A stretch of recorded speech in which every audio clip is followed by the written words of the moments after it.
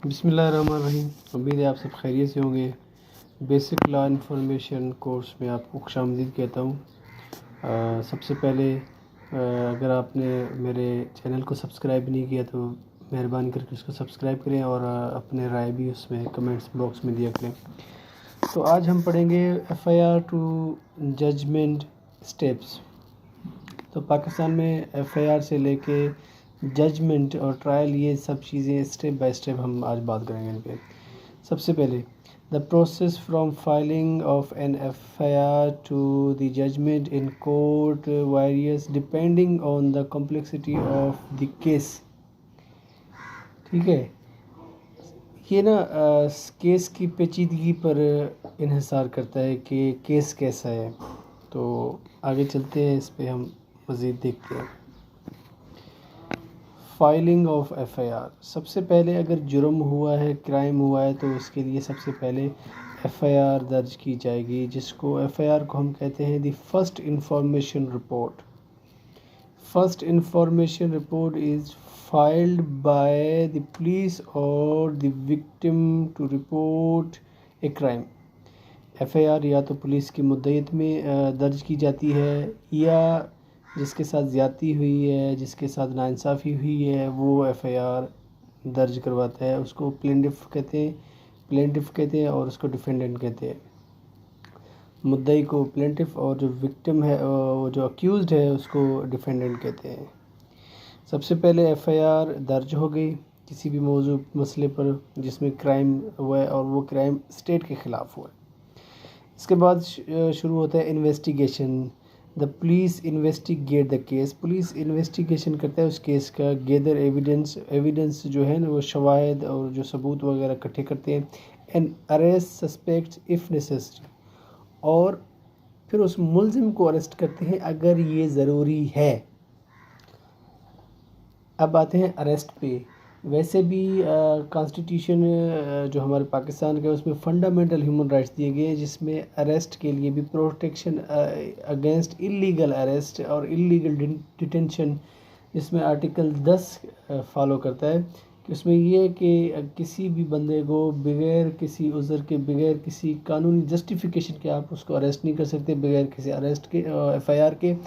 तो इधर आता है कि अगर ये ऊपर से FIR फाइल हो चुकी है और इन्वेस्टिगेशन भी हो चुकी है, फिर पुलिस उसको ना लीगल वे से अरेस्ट कर सकती है। तो इसमें अरेस्ट करके उसको produce them before A magistrate for remand. फिर उसको ना 24 घंटे के अंदर उस बंदे को जिसको अरेस्ट किया गया, उसको मजिस्ट्रेट के पास हाज़िर करेंगे।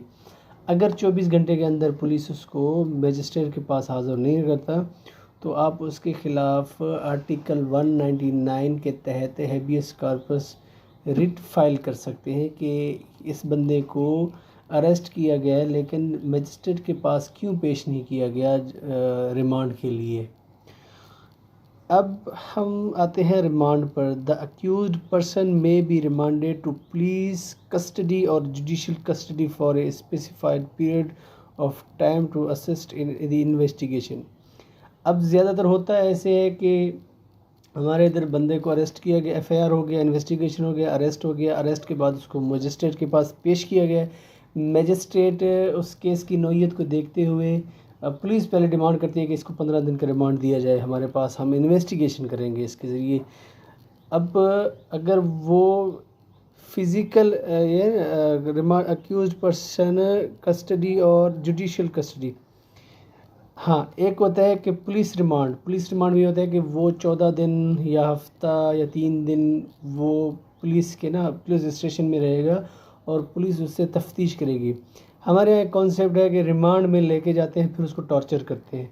हालांकि आर्टिकल 14 में ये है कि फेयर ट्रायल भी होना चाहिए और उसके लिए उसको ये भी है कि प्रोटेक्शन अगेंस्ट टॉर्चर। अब रिमांड में पुलिस किसी को टॉर्चर नहीं कर सकती।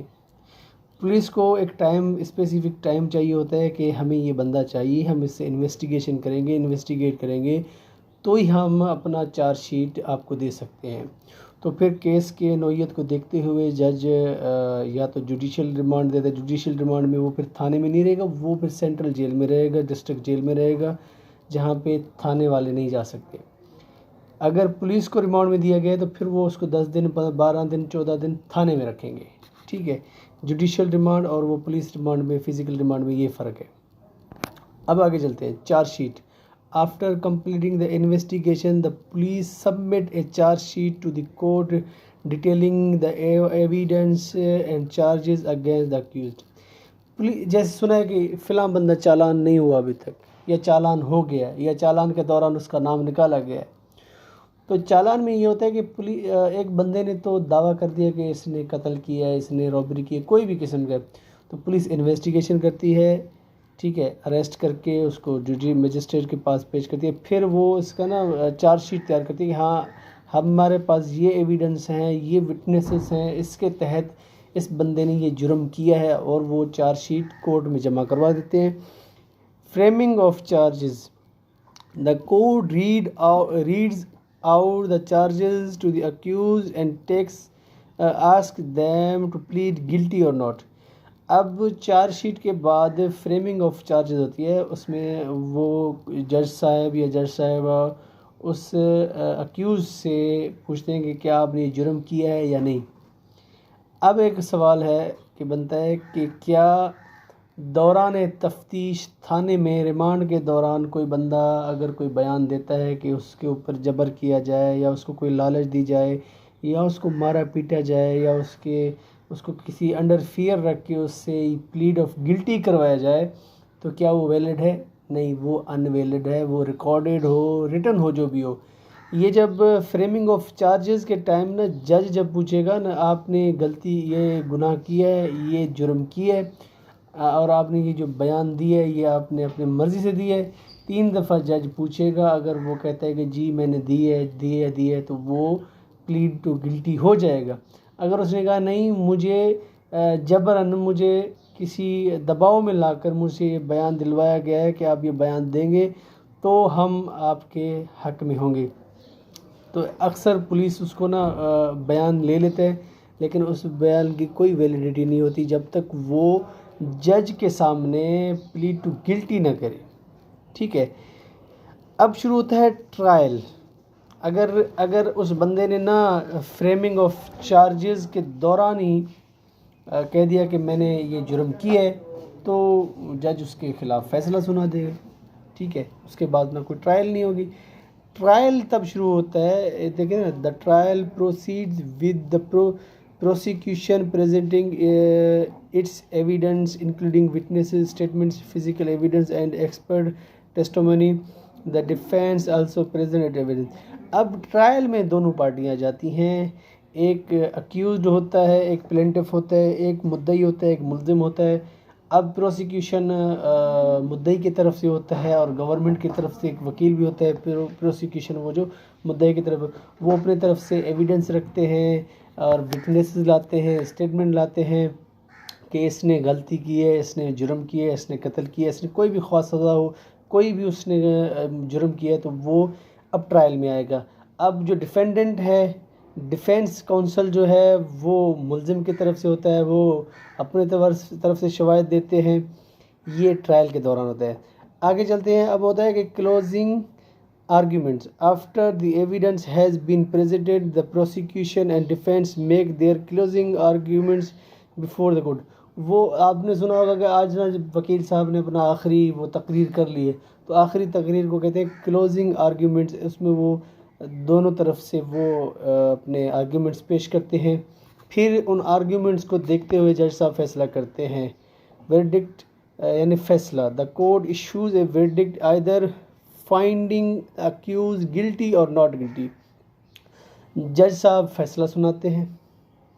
फैसले में अगर वो बंदा उस कानून के नज़र में देखा जाए तो कानून में ना जज्बात एहसासात नहीं होते, वो शवाहिद और दलाइल के ऊपर मुबनी होती है फैसला। तो जज साहब देखेंगे कि ये बंदा कानून के लिहाज से गिल्टी है या नहीं है। तो sentencing. If accused is found guilty, the court imposes a sentence which may include imprisonment, fine or both। अगर वो बंदा मुजरिम साबित होता है तो कोर्ट उसको सज़ा देगी।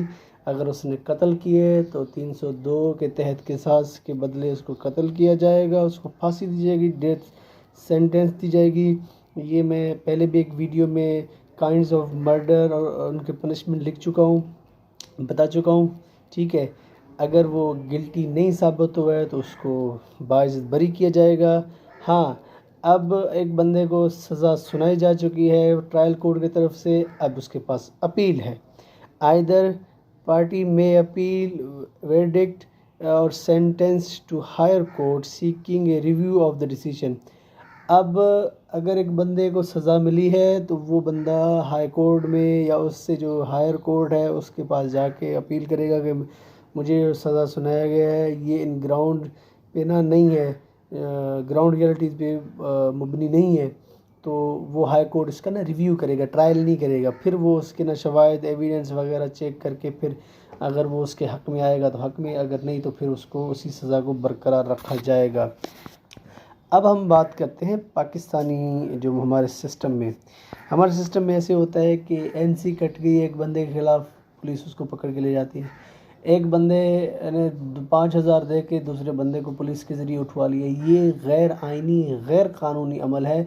ये हर उस शहरी को मालूम होना चाहिए। पुलिस के पास आप हकीकी अगर आपके साथ कोई ज़्यादती हुई है तो पुलिस के पास जाएं और अपना एफ़आईआर कटवाएं। पुलिस का काम ये कि एफ़आईआर के बाद इन्वेस्टिगेशन करे। अगर इन्वेस्टिगेशन में वो समझता है कि ये नेसेसरी है तो फिर उसको अरेस्ट करेगा।